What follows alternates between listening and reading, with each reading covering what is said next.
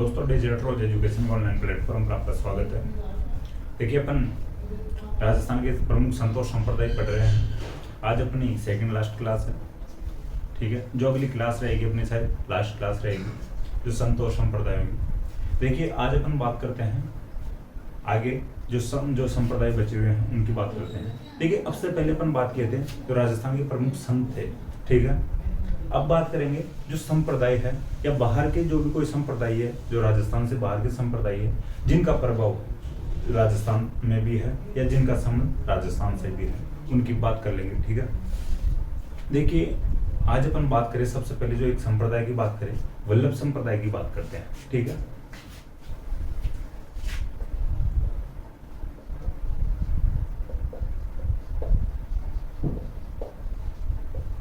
देखिए, अब से पहले अपन संत पढ़ रहे थे, उन संतों के द्वारा कौन कौन से संप्रदाय चलाए गए हैं। आज अपन बात कर रहे हैं सबसे पहले ही कोई संप्रदाय की बात कर रहे हैं। अब इस संप्रदाय के जो प्रमुख संत रहेंगे उनकी बात करेंगे, ठीक है। तो अब देखिए, थोड़ा समझने की कोशिश करना, संत और संप्रदाय अलग अलग है।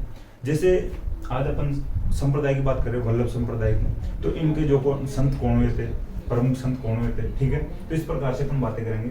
और जो अपन पहले पढ़े थे, तो पहले संतों की बात की थी, यानी संत पढ़े थे और उन संतों के द्वारा कौन कौन से संप्रदाय चलाए गए हैं, ठीक है। तो ध्यान रखना, वल्लभ संप्रदाय की बात करते हैं। वल्लभ संप्रदाय को पुष्टि मार्गी संप्रदाय कहते हैं, ठीक है।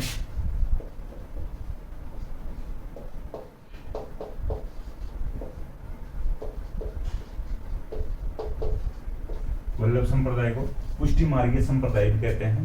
देखिए, अगर भारत के संदर्भ में बात करें, फिर राजस्थान से हट के बात करें, तो वल्लभाचार्य ने ये जो संप्रदाय चलाया, ठीक है। उड़ीसा के संत थे वल्लभाचार्य जी।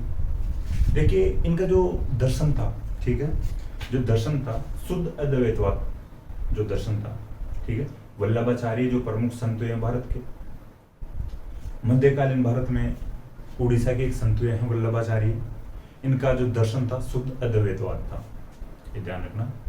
अब बात करते हैं राजस्थान के संदर्भ में आगे। देखिए, जो वल्लभ संप्रदाय है, इसमें भगवान कृष्ण की पूजा की जाती है, ठीक है। वल्लभ संप्रदाय में भगवान कृष्ण की पूजा की जाती है और बाल रूप में की जाती है।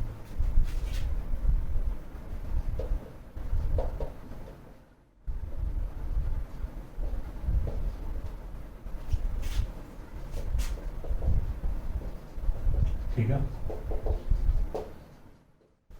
क्वेश्चन बनेगा, वल्लभ संप्रदाय के लोग किसकी पूजा करते हैं? भगवान कृष्ण की पूजा करते हैं। भगवान कृष्ण की पूजा किस रूप में करते हैं? तो बाल रूप में पूजा करते हैं, ठीक। देखिए, आगे बात करें, इस जो संप्रदाय में, ठीक है, वल्लभ संप्रदाय में मंदिरों को हवेली कहा जाता है।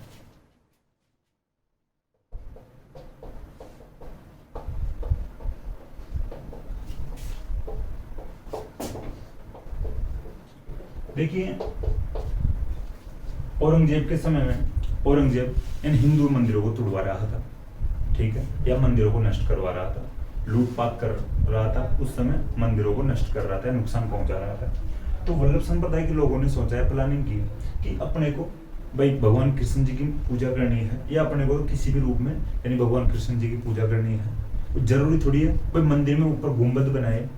मंदिर वही जाने जाते हैं जिनके ऊपर मंदिर यानी गुंबद बना हुआ हो, दूर से ही दिख जाता है भाई ये मंदिर है, ठीक है। जो अपने जो मकानों की आकृति में जो मंदिर बने हुए होते हैं, उनमें तो अंदर प्रवेश करते हैं या जस्ट उनके आगे जाते हैं, तब पता चलता है भाई ये मंदिर है। लेकिन जिस बिल्डिंग पर गुंबद बना हुआ होता है, तो उसका अपन अनुमान लगा लेते हैं भाई किसी न किसी रूप में ये मंदिर है, ठीक है। तो अपन यानी इस संप्रदाय के लोग सोचते हैं कि अपन गुंबद नहीं बनाते हैं और हवेली के रूप में मंदिर की संरचना बनाते हैं या मंदिर का जो आकार देते हैं।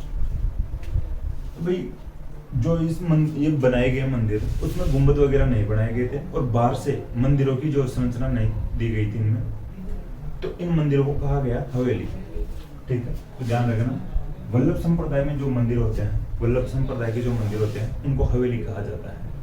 देखिए, यहाँ पर जो संगीत या भजन होंगे तो उनको फिर हवेली संगीत कहते हैं, ठीक है भाई। जो बिल्डिंग ही हवेली कहलाती है और उस हवेली में जो संगीत या भजन कीर्तन होंगे तो हवेली संगीत के नाम से जाने जाते हैं। तो वल्लभ संप्रदाय के मंदिर हवेली कहलाते हैं और इन मंदिरों में गाए जाने वाले भजन हवेली संगीत कहलाते हैं, ठीक, ये ध्यान रखना। देखिए थोड़ी सी एक इस प्रकार से भी याद रख सकते हो, कृष्ण भगवान को ठाकुर जी के नाम से भी जाना जाता है, तो ठाकुर जी हवेली में रहेंगे, तो इस प्रकार से ध्यान रख लेना आप। वल्लभ संप्रदाय के मंदिर भगवान कृष्ण के रूप में जाने जाएंगे, या भगवान कृष्ण की पूजा करते हैं वल्लभ संप्रदाय वाले, इन मंदिरों को हवेली कहते हैं, और इन मंदिरों में गाए जाने वाले संगीत को या भजनों को हवेली संगीत कहते हैं। ठीक है, देखिए जो एक मंदिर है वल्लभ संप्रदाय के भगवान कृष्ण के जो मंदिर है, इनमें पिछवाई चित्रण किया जाता है। ठीक है,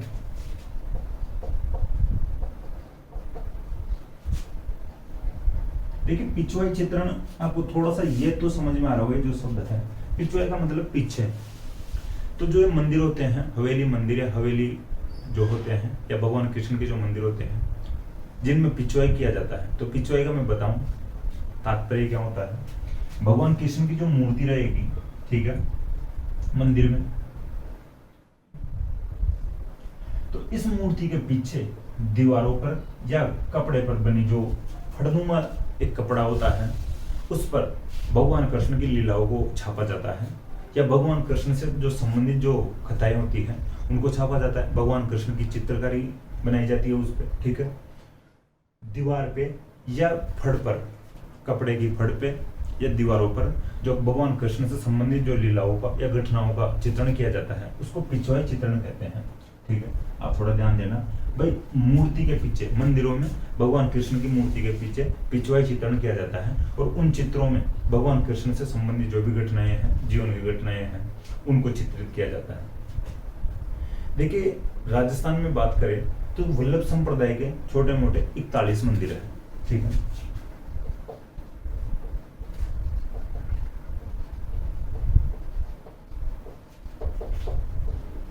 ठीक है, राजस्थान में वल्लभ संप्रदाय के 41 मंदिर है। देखिए वल्लभ संप्रदाय की जो मुख्य पीठें हैं जो 7 है, उनमें से 5 राजस्थान में है। ठीक है, वल्लभ संप्रदाय की जो मुख्य पीठ है जो 7 है पूरे भारत में, जिनमें से एक उत्तर प्रदेश में है और एक गुजरात में है। ठीक है, एक उत्तर प्रदेश में है और एक गुजरात में है और 5 राजस्थान में है। ठीक है, देखिए जो राजस्थान वालियों का मैं नाम बताने की कोशिश करूंगा, आप लिखना ढंग से समझना, और 2 की मैं बता दें, एक उत्तर प्रदेश में और एक गुजरात में है। मैं नाम लिखता हूं एक एक करके।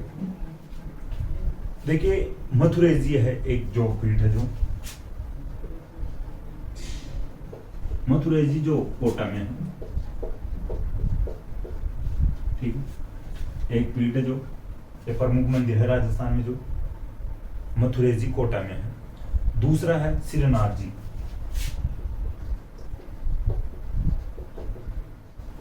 देखिए श्रीनाथ जी है जो नाथद्वारा में, नाथद्वारा राजस्थान में, सॉरी राजस्थान के राजसमंद में है। ठीक है, राजस्थान में है, लेकिन डिस्ट्रिक्ट की बात करें तो राजसमंद में है श्रीनाथ जी।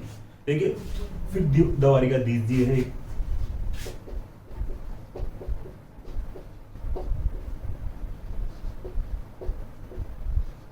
ठीक है, ये कांकरोली में है। कांकरोली में टायर ट्यूब का कारखाना भी है भाई। ठीक है, राजस्थान के कांकरोली में तो एक टायर ट्यूब का कारखाना भी है, तो परफेक्ट है, ध्यान रखना। गोकुल चंद जी कामा,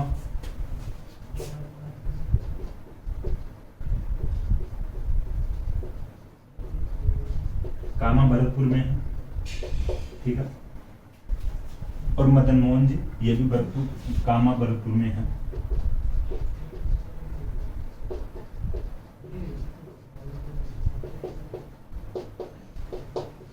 ठीक है, मथुरेश जी कोटा, श्रीनाथ जी नाथद्वारा, द्वारकाधीश जी कांकरोली, और गोकुलचंद जी कामा, और मदन मोहन जी कामा। कामा वाला जो ये कामा है ये भरतपुर में है, दोनों ध्यान रखना। कांकरोली राजसमंद में है, श्रीनाथ जी नाथद्वारा राजसमंद में है। ठीक है, देखिए जो मथुरा जी कोटा की बात बताने की कोशिश करूंगा आपको। कोटा का जो भीम सिंह राजा था, ठीक है, कोटा का भीम सिंह था राजा, ये वल्लभ संप्रदाय के प्रभाव के कारण, ठीक है, वल्लभ संप्रदाय के प्रभाव के कारण अपना खुद का नाम कृष्णदास रख लेता है। ठीक है, और कोटा का नाम नंदग्राम रख लेता है। शेरगढ़ का नाम बरसाना रख लेता है। ठीक है, कोटा का राजा भीम सिंह वल्लभ संप्रदाय के कारण या भगवान श्री कृष्ण के प्रभाव के कारण खुद का नाम कृष्णदास रख लेता है, कोटा का नाम नंदग्राम रख लेता है, यानी शेरगढ़ का नाम बरसाना रख लेता है। ठीक है। एक और फैक्ट बताने की कोशिश करूं, किशनगढ़ के राजा साउंत सिंह हुए थे, वो भी भगवान कृष्ण या वल्लभ संप्रदाय के कारण खुद का नाम बदलकर नागरिदास कर लेते हैं। नागर का अर्थ होता है भगवान श्री कृष्ण। ठीक है, नागर का अर्थ आप ले सकते हो भगवान कृष्ण जी, या कृष्ण जी को ही नागर कहते हैं। ठीक है। मथुरा जी कोटा की बता दिया मैं आपको, भीम सिंह किस प्रकार से नाम खुद का परिवर्तित करता है। देखिए जो शिवनाथ जी है, नाथ द्वारा वाले, राज सिंह के समय में स्थापना होती है सिहाड़ गांव में। ठीक है। शिवनाथ जी की मेवाड़ के जो राजा थे या जो राज सिंह थे, उनके समय में सिहाड़ में स्थापना होती है, और शिवनाथ जी के कारण ही वहां का नाम नाथ द्वारा पड़ा है। ठीक है। शिवनाथ जी के कारण ही वहां का नाम या नाथ द्वारा का नाम नाथ द्वारा पड़ा है।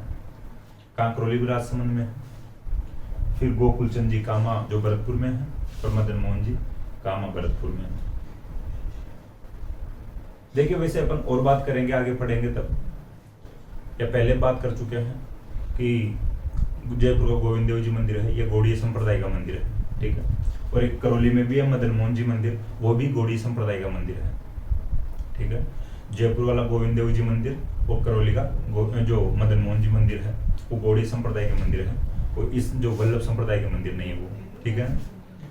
देखिए ये अपनी कंप्लीट बात हो चुकी है वल्लभ संप्रदाय की। रिवीजन की बात करें वापस, वल्लभ संप्रदाय को पुष्टि मार्ग संप्रदाय कहते हैं। भगवान कृष्ण की बाल रूप में पूजा की जाती है, मंदिरों को हवेली कहा जाता है, और इन मंदिरों में हवेली संगीत गाया जाता है। पिछवाई चित्रण किया जाता है इन मंदिरों में, और राजस्थान में 41 मंदिर है। प्रमुख वल्लभ संप्रदाय की 7 पीठें हैं, इनमें से 5 राजस्थान में है, और 1 उत्तर प्रदेश और 1 गुजरात में है। 5 की मैं बात बता दिया, मथुरा जी कोटा में, श्रीनाथ जी नाथ द्वारा में, द्वारकाधीश जी कांकरोली में है, गोकुलचंद जी कामा में, और मदन मोहन जी ये भी कामा भरतपुर में है। ठीक है। और किशनगढ़ वाले साउंत सिंह की और कोटा वाले भीम सिंह की बात में आपको सही तरीके से समझा चुका हूँ। ठीक है। देखिए इस प्रकार से जो संप्रदाय है, तो थोड़ा सा सही तरीके से समझने की कोशिश किया करो, और ये समझ में भी अच्छे से आएंगे। लेकिन जो फैक्ट अगर अपन गलत याद कर लेते हैं, तो अपने क्वेश्चन बिगड़ने के चांस ज्यादा हो जाते हैं। ठीक है। तो गलत फैक्ट याद करने के बजाय ये है कि भाई फैक्ट को थोड़ा तरीके से याद कर लिया जाए। देखिए जो गोविंद देव जी वाला मंदिर है, जो मदन मोहन जी करौली वाला मंदिर है, और जो ये मंदिर है कामा वाले भरतपुर वाला, इन मंदिरों में थोड़ा कंफ्यूजन रहता है हर स्टूडेंट को, तो ये थोड़ा ध्यान रखना भाई। जो ये मदन मोहन जी कामा वाला मंदिर है, ये वल्लभ संप्रदाय का मंदिर है, और जो मैं गोविंद देव जी और जो करौली वाले मदन मोहन जी मंदिर की बात बता रहा हूँ, वो गौड़ीय संप्रदाय के मंदिर है। ठीक है। तो इस प्रकार से कोई भी जो फैक्ट हो, उनको क्लियर पहले ही कर लेना चाहिए। एग्जाम सेंटर पे अपन थोड़ा कंफ्यूजन हो जाते हैं, और आते हुए भी गलत कराते हैं। ठीक है। अब बात करते हैं निम्बार्क संप्रदाय की।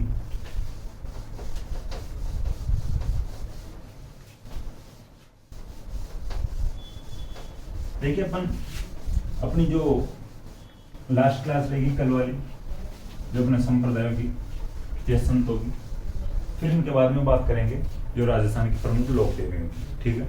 तो निम्बार्क संप्रदाय की बात करते हैं अपन।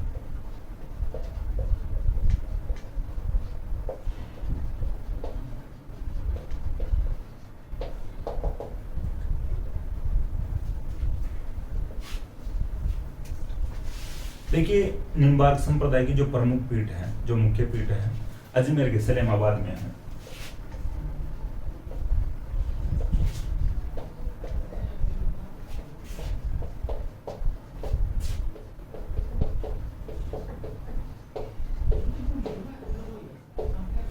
ठीक है। अजमेर के सलेमाबाद में इसकी प्रमुख पीठ है। देखिए आगे बात करें अपन, इसकी स्थापना परशुराम जी ने की थी, जो ब्राह्मण थे। ठीक है। खंडेला सीकर के।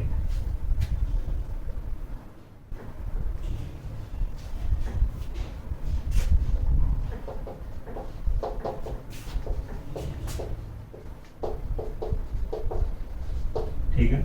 जो परशुराम जी ने, जो ये मुख्य पीठ है सलेमाबाद वाली, इसकी स्थापना की थी परशुराम जी ने, जो खंडेला स्थान है सीकर में। तो खंडेला के जो ब्राह्मण थे, खंडेला वैसे भी अभी चर्चा में रहा था, पहले करंट में रहा था। यूरेनियम के भंडार पाए गए थे खंडेला सीकर में, ठीक है।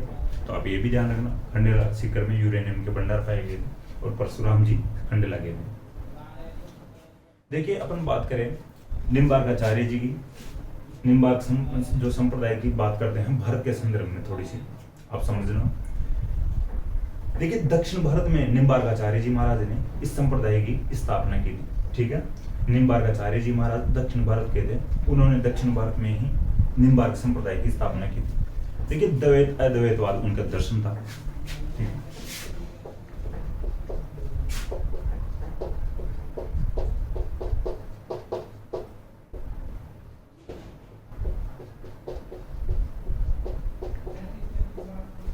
द्वैत अद्वैतवाद, ठीक है।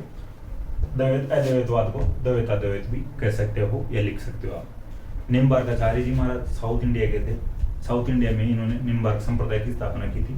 इनका दर्शन था द्वैत अद्वैतवाद या द्वैताद्वैतवाद, ठीक है। देखिए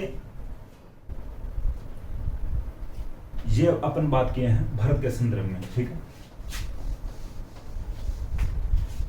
अब बात करें आगे और कि निम्बार्काचार्य जो निम्बार्क संप्रदाय है, इसका मेला लगता है राजस्थान में राधाष्टमी को, ठीक है।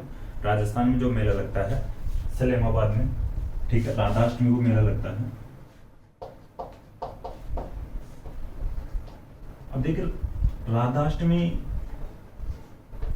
आपको पता हो, आप सोच रहे हो राधाष्टमी कब आती है, हालांकि मैं तो बता रहा हूं भाद्रपद माह में आएगी, ठीक है। राधाष्टमी भाद्रपद माह में आएगी, लेकिन जो कृष्ण जन्माष्टमी आती है उस पक्ष में नहीं आती है, ठीक है, शुक्ल पक्ष में आती है। अपन पहले भी बात कर चुके हैं।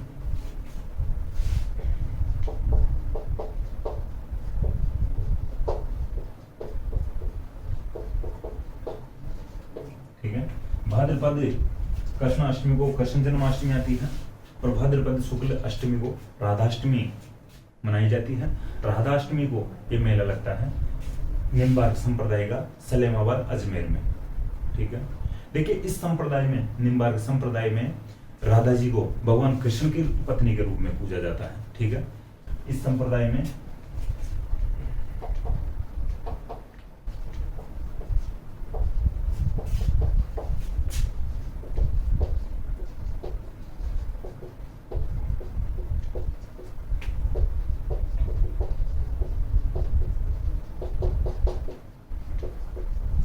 ठीक है, निम्बार्क संप्रदाय में राधा जी को भगवान कृष्ण की पत्नी के रूप में पूजा जाता है, ठीक है। ये कंप्लीट हो चुका जो ये संप्रदाय है।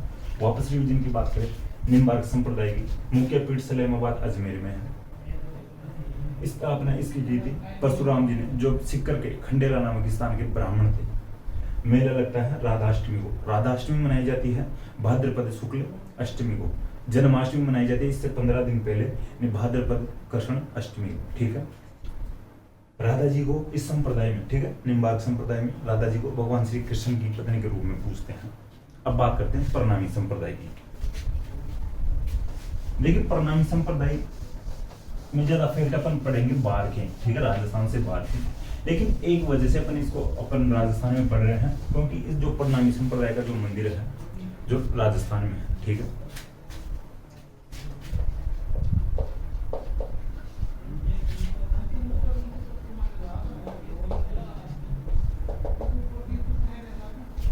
ठीक है, देखिए इसकी जो स्थापना करते हैं प्राणनाथ जी करते हैं, प्रणामी संप्रदाय की।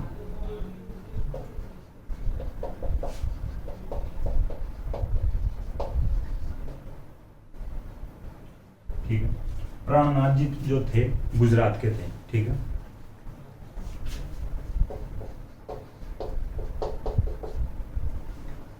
प्रणामी संप्रदाय की स्थापना करते हैं प्राणनाथ जी, गुजरात के थे। पी से प्रणामी, पी से प्राणनाथ जी। किसी प्रकार से आप याद रख सकते हो, आपकी जिम्मेदारी याद रखना, एग्जाम में क्वेश्चन सही होने चाहिए बस, ठीक है। प्राणनाथ जी प्रणामी संप्रदाय की स्थापना करते हैं। देखिए इसका मुख्य केंद्र है जो मध्य प्रदेश के पन्ना में है, ठीक है, हेडक्वार्टर है जो।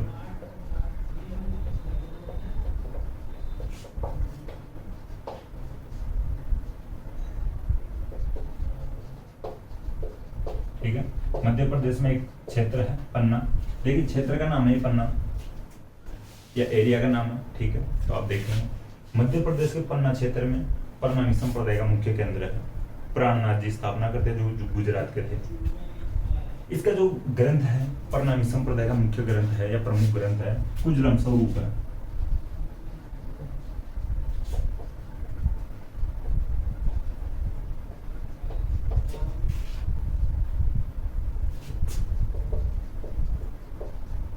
ठीक है, प्रमुख ग्रंथ है कुजलम स्वरूप है।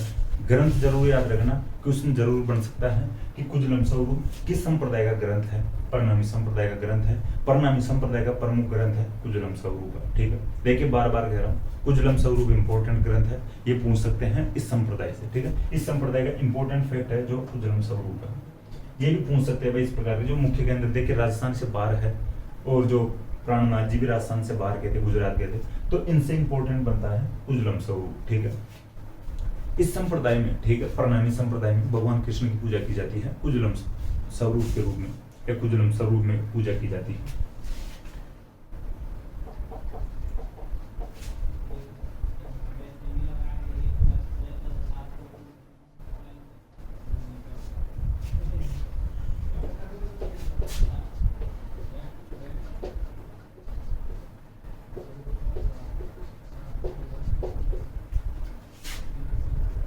ठीक है, भगवान श्री कृष्ण के कुजलम स्वरूप की पूजा की जाती है, ठीक है।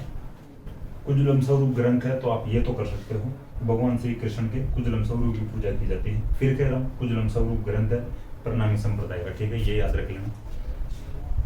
देखिए अब बात करते हैं जो इंपॉर्टेंट फैक्टर राजस्थान के लिए, ठीक है। परनामी संप्रदाय का मंदिर है जो राजस्थान के जयपुर में है, आदर्श नगर में।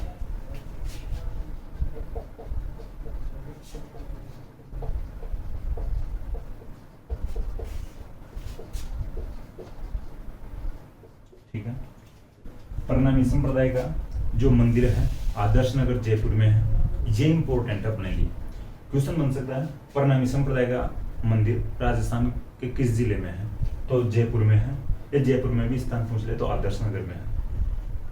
ये इतनी जो बात थी ये बाहर, ये जो ग्रंथ को छोड़ के ये जो बाहर की बात थी, राजस्थान से बाहर की बात थी, लेकिन ये मंदिर वाली बात है तो ये राजस्थान के जयपुर जिले के आदर्श नगर में है। देखिए ये परनामी संप्रदाय से संबंधित जो बातें थी मैं बता दिया आपको। अब थोड़ी सी इसको याद करवाने के लिए मैं थोड़ी सी बात याद दिलाऊं किसी व्यक्ति विशेष की, या किसी व्यक्ति विशेष का नाम लूं आपके सामने। आपका भी माइंड तो पहुंच गया होगा थोड़ा बहुत, अगर थोड़ा बहुत पॉलिटिक्स में ध्यान जाता हो तो आपका अशोक परनामी का अगर आपने नाम सुना हो, ठीक। अशोक परनामी, चलो बोर्ड पे लिखना तो कोई ज्यादा आवश्यक नहीं है। अशोक परनामी को लगभग शायद जानते होंगे आप, बीजेपी के दिग्गज राजनीतिज्ञ हुए हैं, ठीक है।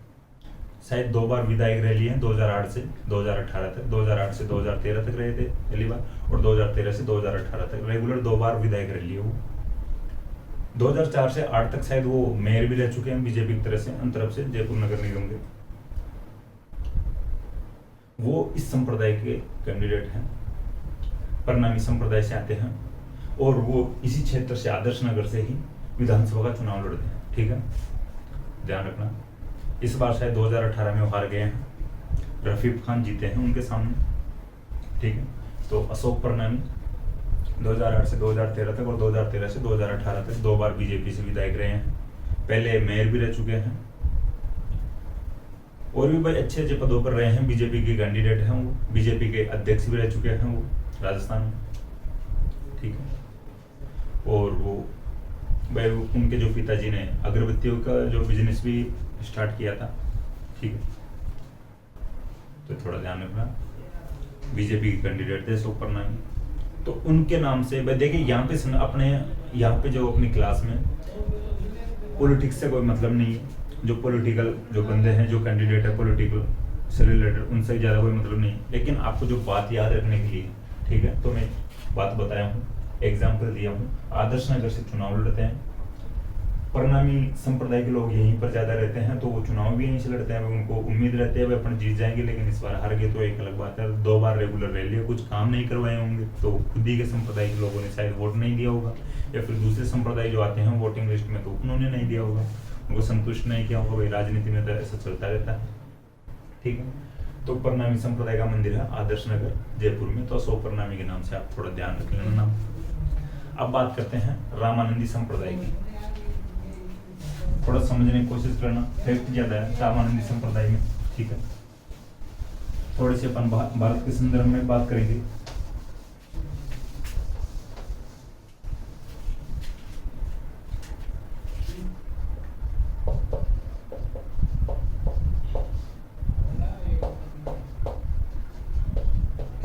देखिए अपन पिछली क्लास में बात कर रहे थे रामानंद जी की।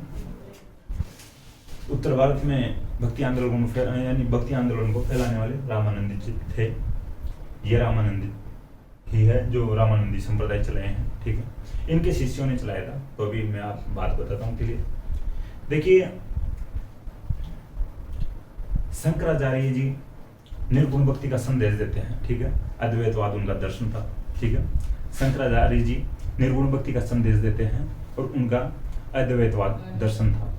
देखिए जनता निर्गुण भक्ति वाले जो संदेश को या निर्गुण भक्ति वाले जो दर्शन था, अद्वैतवाद जो दर्शन था, इसको समझ नहीं पाती है, ठीक है। शंकराचार्य जी द्वारा दिया गया था अद्वैतवाद का दर्शन दिया गया था, निर्गुण भक्ति का संदेश दिया गया था। देखिए अद्वैतवादी जो संदेश दिया गया था शंकराचार्य जी द्वारा, इसको जनता समझ नहीं पाती है, ठीक है। देखिए इसके बाद में रामानुज एक बहुत बड़े संत हैं दक्षिण भारत में ही, ठीक है। तो रामानुज जो रामानुजाचार्य या रामानुज दक्षिण भारत के जो गुरु हैं संत हैं, सगुण भक्ति का संदेश देते हैं, ठीक है। वे शंकराचार्य जी वाले जो अद्वैतवाद सिद्धांत को या दर्शन को जनता समझ नहीं पाती है। इनके बाद में रामानुज सगुण भक्ति का संदेश देते हैं, उनका दर्शन था विशिष्ट अद्वैतवाद, ठीक है।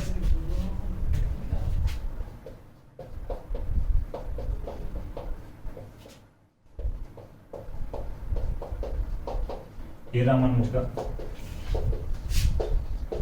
ठीक, रामानुज या रामानुजाचार्य का दर्शन था विशिष्ट अद्वैतवाद। देखिए अब बात करते हैं रामानंद जी की। रामानंद जी रामानुज के शिष्य बन गए थे या चेले बन गए थे, या रामानंद जी रामानुज के समकालीन थे, ठीक है। रामानंद जी रामानुज के समकालीन थे और इनके चेले या शिष्य बन गए थे। देखिए रामानंद जी ने, पहले मैं बात बता चुका हूं कि उत्तर भारत में भक्ति आंदोलन को फैलाया था। रामानंद जी के 12 शिष्य थे या 12 चेले हुए थे, ठीक है। प्रमुख 12 शिष्य हुए थे जो अलग अलग जातियों या अलग अलग धर्मों से थे। कुछ शिष्य थे वो सगुण भक्ति के संदेश देने लगे थे, सगुण भक्ति को मानने लगे थे या सगुण भक्ति को फैलाने लगे थे, और कुछ शिष्य थे जो निर्गुण भक्ति को फैलाने लगे थे, ठीक है। देखिए जो निर्गुण भक्ति के शिष्य थे उनकी अपन पिछली क्लास में बात की थी। दो शिष्य थे इनके, संत धन्ना जी और संत पीपा जी, ठीक है। वो निर्गुण भक्ति के शिष्य थे, रामानंद जी के ही शिष्य थे, लेकिन वो निर्गुण भक्ति को फैलाते हैं, निर्गुण भक्ति का संदेश देते हैं। जो कुछ शिष्य थे और वो सगुण भक्ति का संदेश देते हैं, वो एक संप्रदाय चलाते हैं जिसको रामानंदी संप्रदाय कहते हैं, ठीक है। रामानंद जी के सगुण भक्ति के संदेश देने वाले जो शिष्य थे उन्होंने रामानंदी संप्रदाय चलाया था, ठीक है। देखिए जो रामानंदी संप्रदाय की जो राजस्थान में 2 पीठें हैं, प्रमुख 2 पीठ है रामानंदी संप्रदाय की राजस्थान में 2 पीठ है। देखिए जो शंकराचार्य जी और रामानुजाचार्य वाली जो बात है आपको समझाने के लिए बताएगा, जो आपका बेस तैयार हो जाना चाहिए भाई किस प्रकार से ये रामानंदी संप्रदाय चलता है, रामानंद जी कौन थे, रामानुजाचार्य कौन थे, ठीक है। और इनसे पहले शंकराचार्य निर्गुण भक्ति का संदेश देते हैं, उसको जनता समझ नहीं पाती है। रामानुजाचार्य ने सगुण भक्ति का संदेश दिया था और भक्ति आंदोलन को फैलाया था। रामानंद जी रामानुजाचार्य के शिष्य बन गए थे। रामानंद जी दक्षिण भारत से उत्तर भारत की ओर भक्ति आंदोलन को लाते हैं, ठीक है। रामानंद जी के 12 शिष्य थे, इनमें से कुछ सगुण भक्ति का संदेश देते हैं, कुछ निर्गुण भक्ति का संदेश देते हैं। निर्गुण भक्ति में अपन पढ़े हैं धन्ना जी और पिंपा जी। सगुण भक्ति के जो शिष्य थे वो रामानंदी संप्रदाय चलाते हैं। इनकी 2 पीठ हैं राजस्थान में।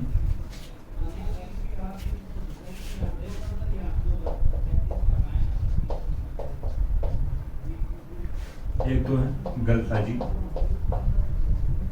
जयपुर, ठीक है। देखिए जो एक जो पीठ है सीकर के रेवासा में है,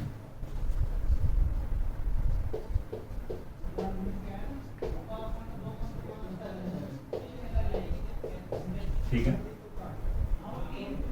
राजस्थान ज्योग्राफी में अपन बात करते हैं रेवासा सीकर की खारे पानी की जो झीलों में रेवासा सीकर की गिनती की जाती है, ठीक है। राजस्थान की प्रमुख खारे पानी की जो झीलें होती है उनमें रेवासा का नाम आता है, तो ये भी देख लेना भाई राजस्थान ज्योग्राफी का फैक्ट है। रेवासा सीकर खारे पानी की झीलों में गिनती की जाती है रेवासा झील की। तो यहाँ पर एक पीठ है रामानंदी संप्रदाय की, ठीक है। तो राजस्थान में दो पीठ हो गई, एक गलताजी जयपुर में और एक रेवासा सीकर में। देखिए गलताजी वाली जो पीठ है इसकी जो स्थापना किए थे अगरदास पैहारी,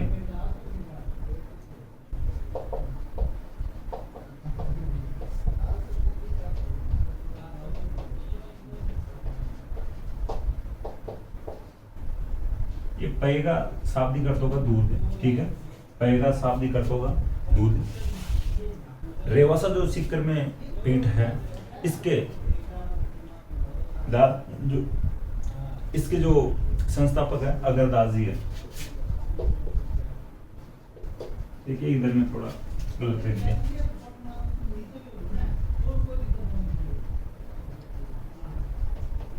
ठीक है। गलताजी जो जयपुर वाली पीठ है इसकी स्थापना करते हैं कृष्णदास पैहारी और रेवासा सीकर की स्थापना करते हैं अगरदास जी लगा देते हैं अभी, बुरे मान जाएंगे अगरदास जी। देखिए जो रामानंदी संप्रदाय है इसमें भगवान राम की पूजा की जाती है, ठीक है। भगवान राम की पूजा की जाती है।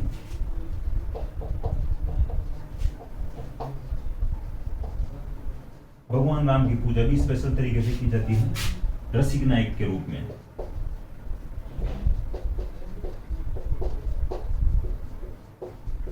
ठीक है।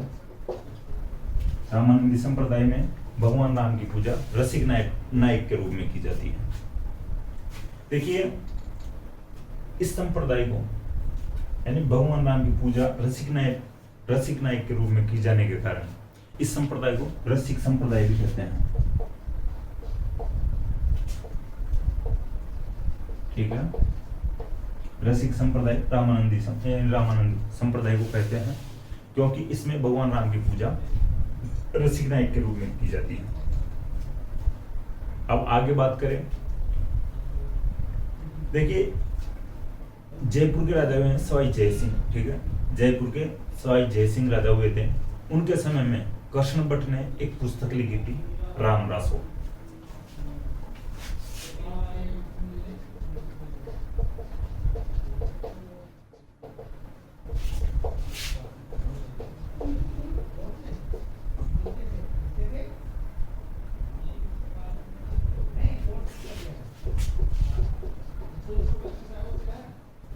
ठीक है। सवाई जय सिंह के समय में कृष्ण भट्ट ने राम रासो पुस्तक लिखी थी, इसमें भगवान राम और सीता की प्रेम कहानी है, ठीक है।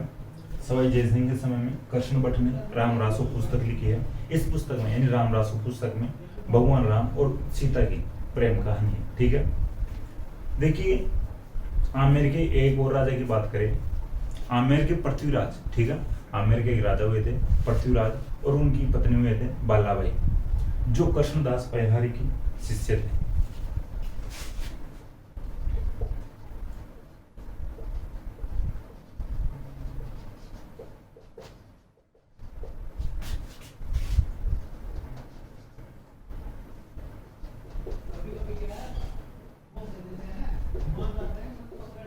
ठीक है। आमेर के पृथ्वीराज व पृथ्वीराज की पत्नी बालाबाई कृष्णदास पैहारी के शिष्य थे, ठीक है। ध्यान रखना, क्वेश्चन बन सकता है आमेर के कौन से राजा और उनकी पत्नी कृष्णदास पैहारी या गलताजी पीठ के संस्थापक कृष्णदास पैहारी के शिष्य थे, ठीक। तो आमेर के पृथ्वीराज और उनकी पत्नी बालाबाई कृष्णदास पैहारी के शिष्य थे।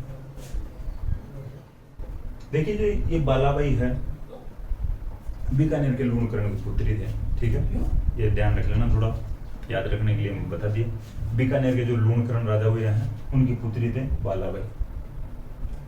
और जो ये पृथ्वीराज है सांगा की तरफ से खानवा युद्ध में भाग लिए थे, ठीक है। खानवा युद्ध में महाराणा सांगा की रक्षा के लिए या महाराणा सांगा की तरफ से जाते हैं पृथ्वीराज, ठीक है, ये भी ध्यान रख लेना। और जो बालाबाई है बीकानेर के लूणकरण की पुत्री थे। ये बात हो चुकी है रामानंदी संप्रदाय की। अपन थोड़ी सी बात करेंगे गलता की, बात करेंगे गलता जी की बात करेंगे। एक बार इसका रिवीजन करवा दूं वापस। रामानंदी संप्रदाय, इसकी राजस्थान में 2 पीठें हैं। एक पीठ है जो गलता जी जयपुर में है और दूसरी पीठ है जो रेवासा सीकर में है। गलता जी जो जयपुर में पीठ है, इसकी स्थापना ये संस्थापक जो रहते हैं कृष्णदास पैहारी स्थापना करते हैं, और रेवासा सीकर वाले जो पीठ है इसकी स्थापना करते हैं अग्रदास जी। रामानंदी संप्रदाय में भगवान राम की पूजा रसिक नायक के रूप में की जाती है, इसलिए इस संप्रदाय को रसिक संप्रदाय भी कहते हैं। जयपुर के जो शासक सवाई जय सिंह के समय में कृष्ण भट्ट ने एक राम रासो नामक पुस्तक लिखी थी। इस पुस्तक में भगवान राम और सीता की प्रेम कहानी है, ठीक है। इसके बाद में बात किया है आमेर के पृथ्वीराज और उनकी पत्नी बालाबाई कृष्णदास पैहारी के शिष्य थे, ठीक है। ये कंप्लीट हो चुके हैं। थोड़ी सी बात करेंगे गलता की। देखिए गलता जी में ऋषि गालो की तपोभूमि या तपोभूमि रही है, ठीक है। यहाँ पर तपस्या करते थे गालो ऋषि या ऋषि गालो।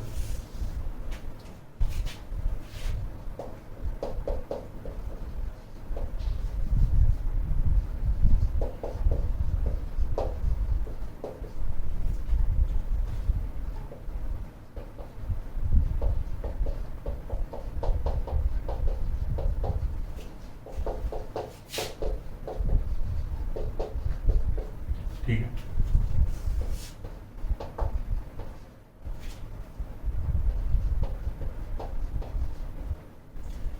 बंदर ज्यादा रहते हैं यहाँ पर, तो इस वजह से मंकी वैली भी कहते हैं, ठीक है। बंदर ज्यादा रहते हैं गलता जी में, तो इस वजह से मंकी वैली भी कहते हैं। गालो ऋषि की तपोभूमि रही है।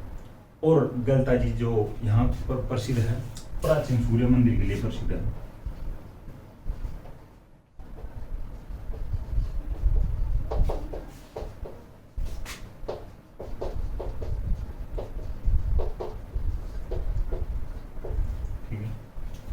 उत्तरी तोतादरी भी कहते हैं गलता जी को।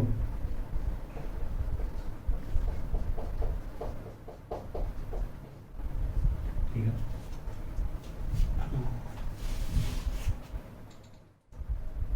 बात करें गलता जी की।